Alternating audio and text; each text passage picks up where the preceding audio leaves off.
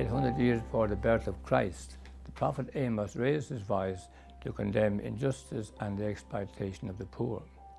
Traders lowered the weight, raised the price, tampered with the scales. Corrupt dealing went on then, and it goes on today. To prophesy against the evils of the time was to risk one's own life. When the Christian life is lived honestly, it makes uncomfortable those who live dishonestly.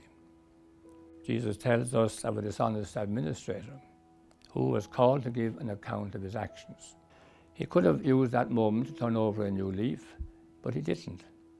He continued in his dishonesty, making friends who would be good to him afterwards by reducing their debt to the master.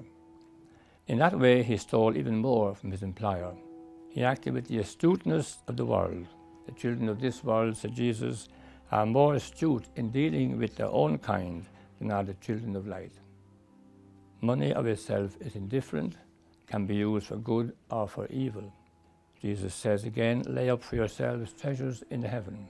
And this we do, feeding the poor, clothing the naked, sheltering the homeless, visiting the sick, the imprisoned, and burying the dead. Greed, which is holding for ourselves, is a terrible thing. The Indian poet Rabindranath Tagore tells of a man begging by the wayside. One day the king's golden chariot approaches. The beggar says to himself, surely he will distribute gold, and all my begging days will be over. The carriage indeed came, stopped. The king descended, held out his hand and said to the beggar, what have you to give me? The beggar, taken by surprise, slowly put his hand into his small pouch of rice and took out the very smallest grain he could find and gave it to the king. Sadly then he returned home and emptied out his little pouch onto the table to find among the pile of rice one small, shining grain of gold. His heart jumped. What a fool I've been, he said. Had I been generous and given all to the king, I would now be immensely rich. And that's how it is with God. He transforms all that we do into gold.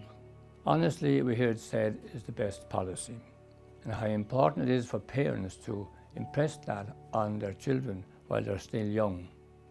In Germany, a young man was condemned to death for robbery and murder. The day before his execution, his mother came to visit him, and she wanted to embrace him.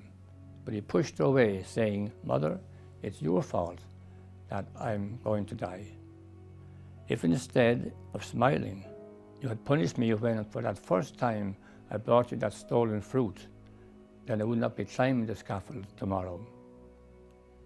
That first stolen fruit led that young man to greater crime. Greed for money led him to robbery and finally to murder. Jesus tells us we cannot be slaves of God and of money. Lay up for yourselves, therefore, treasures in heaven, where the rust and the moth doth consume, and where thieves do not break through and steal. For where your treasure is, there will your heart be also.